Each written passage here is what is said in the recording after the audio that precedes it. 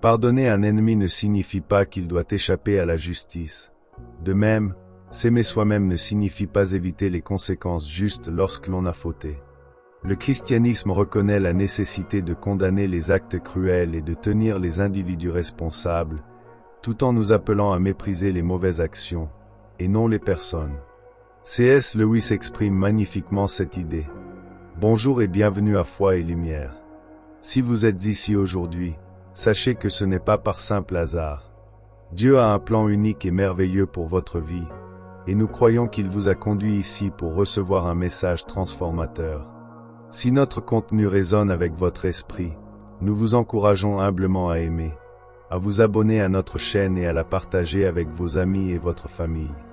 Ensemble, nous pouvons étendre la portée de la parole et de l'amour de Dieu. Plongeons-nous sans plus attendre dans la parole de Dieu. Tout comme un ruisseau pur revitalise la terre qu'il traverse, nos âmes doivent être des vaisseaux de vie et de connexion avec Dieu.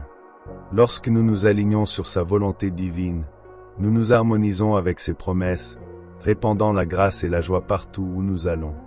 Cependant, lorsque nous laissons la désobéissance, l'ingratitude ou les distractions s'enraciner dans nos cœurs, elles forment des barrières qui nous séparent des bénédictions que Dieu nous destine. Ces obstacles, comme des pierres dans un ruisseau, perturbent le flux de vie, provoquant une stagnation. Aujourd'hui, je vous invite à me rejoindre pour éliminer ces entraves spirituelles afin d'ouvrir le chemin pour recevoir les promesses de Dieu. Tournons-nous vers Jésus, le restaurateur ultime, pour purifier notre voie et nous renouveler.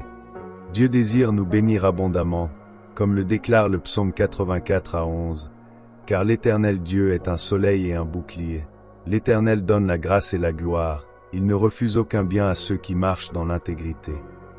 Pourtant, beaucoup se demandent pourquoi les bénédictions semblent retardées. La réponse peut résider dans la mesure où nos actions reflètent une véritable obéissance. La désobéissance est un fardeau souvent inaperçu, mais qui entrave considérablement l'œuvre de l'Esprit dans nos vies. Considérez l'histoire de Saül, le premier roi d'Israël, qui n'a obéi que partiellement à l'ordre de Dieu de détruire les Amalécites. Saül a épargné les meilleurs troupeaux, pensant que des sacrifices plairaient à Dieu. Cependant, la réponse de Samuel fut sans équivoque. L'obéissance vaut mieux que les sacrifices, et l'écoute attentive vaut mieux que la graisse des béliers. 1 Samuel 15 verset 22. Cela nous enseigne que Dieu valorise l'obéissance sincère plus que toute offrande que nous pourrions donner. Aujourd'hui, je vous exhorte à réaligner votre cœur avec la volonté de Dieu. Embrassez l'obéissance et laissez-la ouvrir les portes du ciel pour que les bénédictions coulent librement. Jésus nous appelle à lui faire confiance, car il nous guide toujours sur le meilleur chemin. N'ayez pas peur, il est avec vous, prêt à renouveler votre force et à restaurer votre paix. La désobéissance n'est pas toujours une rébellion ouverte, elle se manifeste souvent sous des formes plus subtiles, comme la procrastination, les décisions tièdes ou les rationalisations qui nous éloignent du plan de Dieu. Saül croyait qu'épargner les meilleurs troupeaux était noble, mais la véritable obéissance exige une confiance totale dans les commandements de Dieu, sans y apporter nos propres ajustements. De même, lorsque nous privilégions la commodité, nous entravons l'œuvre complète de Dieu dans nos vies. Réfléchissons à Jonas, appelé à prêcher à Ninive, mais qui s'enfuit à Tarsis pour éviter l'ordre de Dieu. Sa résistance reflétait non seulement une désobéissance, mais aussi un manque de confiance en la purpose de Dieu. La tempête envoyée par Dieu n'était pas seulement une réprimande, mais un acte de miséricorde pour ramener Jonas sur le droit chemin. Comme le raconte Jonas 1:4, mais l'Éternel fit souffler un grand vent sur la mer, et il s'éleva une si forte tempête que le navire menaçait de se briser. Même au milieu des conséquences de la désobéissance, la miséricorde de Dieu cherche à nous restaurer.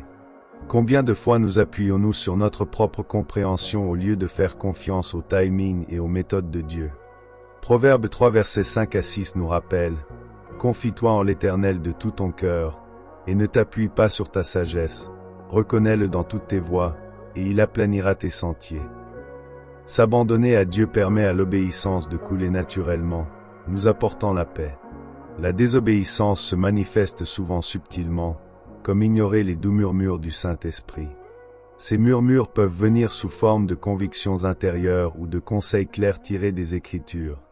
Hésiter à agir sur ces incitations divines, c'est comme étouffer une mélodie destinée à nous rapprocher de Dieu, nous faisant manquer les bénédictions qu'il a préparées pour nous. Considérez Anania dans Acte 9, bien qu'il ait initialement eu peur de l'ordre de Dieu de trouver Saul, un persécuteur féroce des chrétiens, Anania a obéi et fait confiance à Dieu. Sa foi a conduit à un moment transformateur, car Saul est devenu Paul, l'un des apôtres les plus influents de Dieu. Que serait-il advenu si Anania avait ignoré l'appel de Dieu? Jacques 4 à 17 nous avertit. Celui donc qui sait faire le bien et qui ne le fait pas, commet un péché. La désobéissance ne consiste pas seulement à enfreindre des règles, mais aussi à négliger les opportunités d'agir selon la volonté révélée de Dieu. Y a-t-il des prières que vous n'avez pas prononcées ou des actes de bonté que vous avez retenus?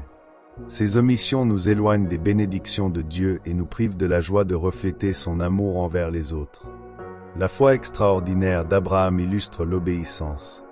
Lorsque Dieu lui a ordonné de sacrifier son fils promis, Isaac, Abraham a fait confiance au caractère de Dieu malgré l'incompréhension du plan. Au dernier moment, Dieu est intervenu, affirmant la fidélité d'Abraham et épargnant la vie d'Isaac, Genèse 22 à 12. Aujourd'hui, réfléchissez au domaine où Dieu vous appelle à l'obéissance.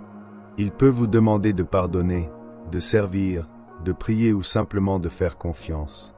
Ne laissez pas la peur ou le doute entraver son dessein divin pour votre vie. Surmonter la désobéissance exige un abandon quotidien à la volonté de Dieu, un choix délibéré né d'un cœur volontaire. Le psaume 119 à 105 nous rappelle « Ta parole est une lampe à mes pieds et une lumière sur mon sentier ».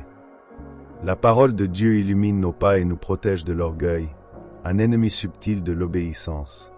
L'orgueil nous trompe en nous faisant croire que nos plans sont supérieurs, mais Michée 6 à 8 nous appelle à agir avec justice, à aimer la miséricorde et à marcher humblement avec Dieu. S'entourer d'une communauté remplie de foi renforce également notre obéissance. Proverbe 27 à 17 enseigne, « Comme le fer aiguise le fer, ainsi un homme aiguise son prochain ».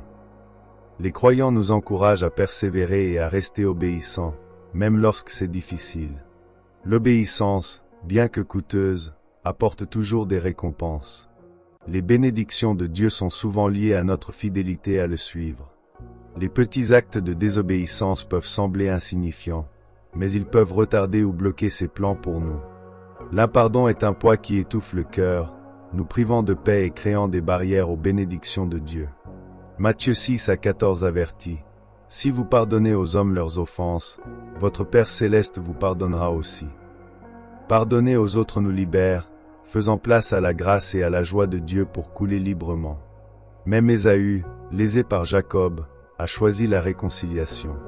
Genèse 33 à 4 décrit leurs retrouvailles émouvantes. Ésaü courut à sa rencontre, l'embrassa, se jeta à son cou, et ils pleurèrent. Choisissons l'obéissance, la confiance et le pardon, ouvrant nos cœurs à la plénitude des promesses et des bénédictions de Dieu. S'abandonner signifie lâcher le contrôle et inviter Dieu à prendre les rênes de nos vies. Lorsque nous nous accrochons à nos propres plans et ambitions, nous limitons la capacité de Dieu à travailler à travers nous. Mais lorsque nous lâchons prise et faisons confiance à sa guidance, nous ouvrons la porte à des bénédictions au-delà de ce que nous pourrions imaginer. Proverbe 3 versets 5 à 6 nous assure « Confie-toi en l'Éternel de tout ton cœur, et ne t'appuie pas sur ta sagesse. Reconnais-le dans toutes tes voies, et il aplanira tes sentiers. » Ce voyage d'abandon n'est pas toujours facile. Il exige de l'humilité, de la foi et une volonté de lâcher le familier pour l'inconnu. Pourtant, dans cet acte de soumission, nous trouvons la véritable liberté et l'assurance que les plans de Dieu sont pour notre bien, comme le déclare Jérémie 29 à 11. « Car je connais les projets que j'ai formés sur vous, dit l'Éternel, des projets de paix et non de malheur, afin de vous donner un avenir et une espérance. » Une étape pratique pour nourrir cet abandon est la prière constante et la méditation sur la parole de Dieu. Dans les moments tranquilles de prière, nous alignons nos cœurs avec sa volonté, permettant à sa paix de remplacer nos peurs et incertitudes. À travers les Écritures, nous trouvons la guidance et la sagesse nécessaires pour naviguer les défis de la vie et prendre des décisions qui l'honorent. Rappelons-nous également l'importance de la communauté dans notre voyage spirituel. Hébreux 10 versets 24 à 25 nous encourage. Veillons les uns sur les autres, pour nous exciter à l'amour et aux bonnes œuvres. N'abandonnons pas notre assemblée, comme c'est la coutume de quelques-uns, mais exhortons-nous réciproquement. Lorsque nous nous entourons de croyants, nous trouvons force, responsabilité et encouragement pour rester fermes dans notre foi. La véritable communauté nous aide à porter les fardeaux des uns et des autres et à célébrer les victoires des uns et des autres, créant un environnement où l'amour de Dieu est évident en action. En réfléchissant à ces vérités, engageons-nous à vivre intentionnellement, avec nos cœurs et nos esprits concentrés sur le royaume de Dieu.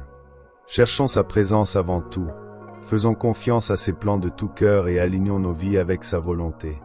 Ce faisant, nous expérimenterons non seulement la plénitude de ses bénédictions, mais deviendrons également des vaisseaux de son amour et de sa grâce pour ceux qui nous entourent. Le pardon, l'abandon, le réalignement des priorités et une vie intentionnelle ne sont pas seulement des concepts, mais des pratiques quotidiennes qui exigent effort, engagement et foi. Ce sont les clés pour déverrouiller la vie abondante promise par Jésus en Jean 10 à 10. Le voleur ne vient que pour dérober, égorger et détruire. Moi, je suis venu afin que les brebis aient la vie, et qu'elle l'ait en abondance. Aujourd'hui, prenez un moment pour faire une pause et réfléchir. Qu'est-ce qui vous empêche d'expérimenter la plénitude des bénédictions de Dieu? Y a-t-il de l'impardon dans votre cœur, des priorités mal alignées ou une confiance mal placée? Abandonnez cela à Dieu dans la prière et faites confiance qu'il vous guidera vers un lieu de paix, de but et de joie. Embrassez le voyage avec confiance, sachant que Dieu marche avec vous à chaque étape. Son amour est immuable, ses promesses sont vraies, et sa grâce est suffisante pour chaque défi et triomphe. Que vous trouviez espoir, force et inspiration dans sa présence. En avançant dans la foi, souvenez-vous que vous n'êtes pas seul dans ce voyage. Dieu est avec vous, vous guidant et vous préparant pour les plans qu'il a en réserve. Gardez vos yeux fixés sur lui et votre cœur ouvert à sa direction, et vous expérimenterez le pouvoir transformateur de son amour et de sa grâce dans votre vie. Lorsque nous choisissons de consacrer nos actions, plans et priorités au Seigneur, nous rencontrons sa guidance divine dans chaque facette de la vie. Proverbe 16 à 3 nous rappelle, « Recommande ton sort à l'Éternel, et tes projets réussiront. » Ce profond rappel nous invite à tout confier à Dieu, sachant qu'il façonnera nos choix pour les aligner avec ses desseins éternels. Il est vital de réfléchir à l'endroit où nous plaçons notre confiance et comment nous allouons notre temps pour vivre une vie en harmonie avec le royaume de Dieu. Y a-t-il quelque chose dans votre vie qui a pris la place de Dieu? Peut-être une habitude, une ambition ou une quête qui épuise votre force spirituelle. Aujourd'hui est le jour de tout abandonner au Seigneur. Une manière pratique de réduire les distractions et de renforcer votre connexion avec Dieu est d'établir une habitude quotidienne de prière et d'étude de la Bible. Commencez la journée en cherchant sa guidance et en offrant vos soucis et espoirs à lui peut transformer profondément la manière dont vous abordez les défis de la vie.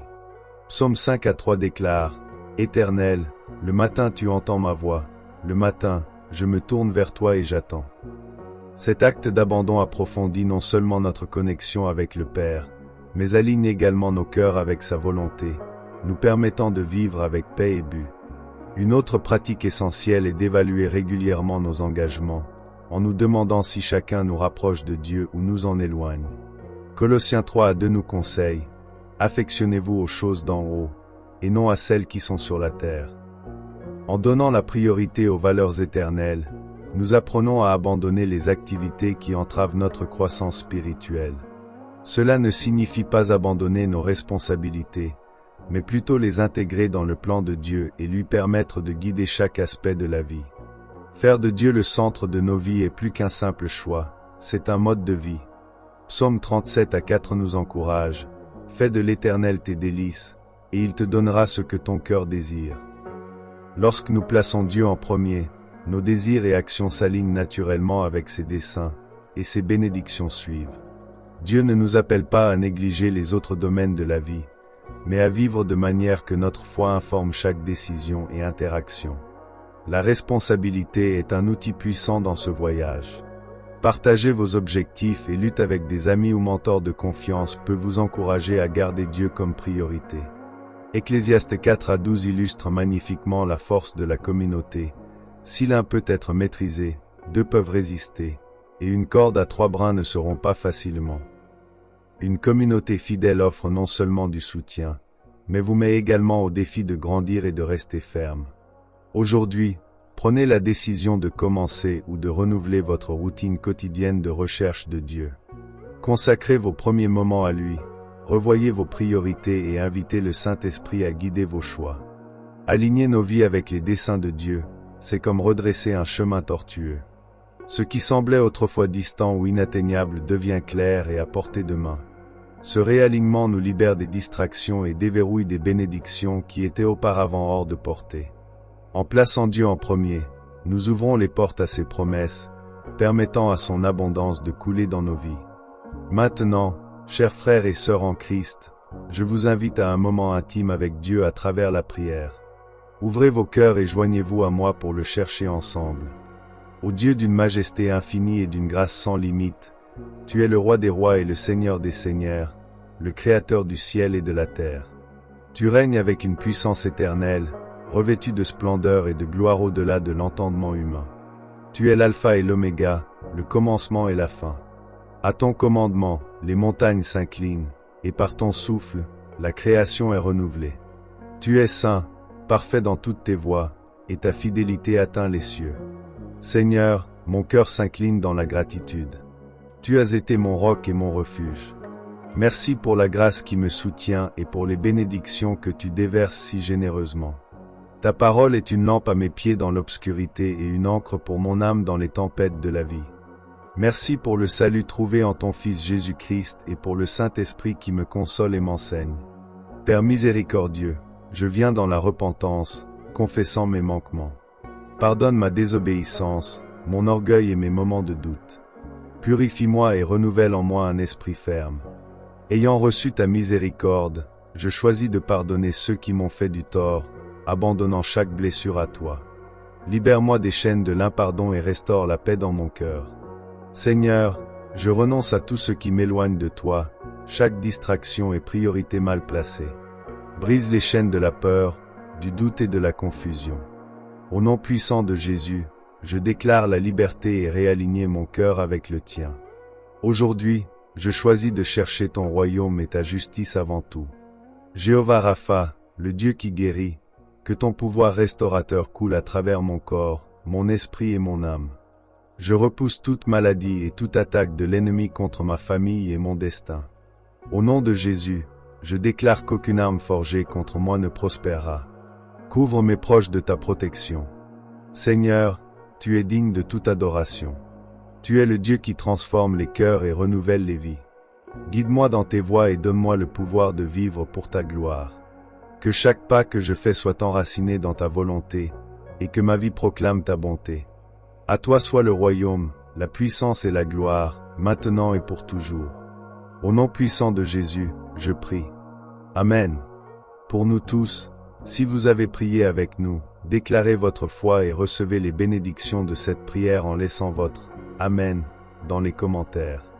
Je suis convaincu que Dieu a parlé à votre cœur et fera de grandes choses dans votre vie. Si ce message vous a touché, partagez ce moment d'espoir et de foi avec les autres. Aimez cette vidéo, abonnez-vous à la chaîne et partagez-la avec vos amis et votre famille. Ensemble, nous pouvons accomplir le commandement de Jésus dans Marc 16 à 15. Allez par tout le monde et prêchez l'Évangile à toute la création. Merci d'être resté avec nous jusqu'à la fin. C'est une joie de marcher à vos côtés dans ce voyage spirituel. Que le Seigneur vous bénisse, vous et votre famille, avec la paix, l'amour et la force pour les jours à venir. À bientôt dans la prochaine vidéo. Que Dieu soit toujours avec vous.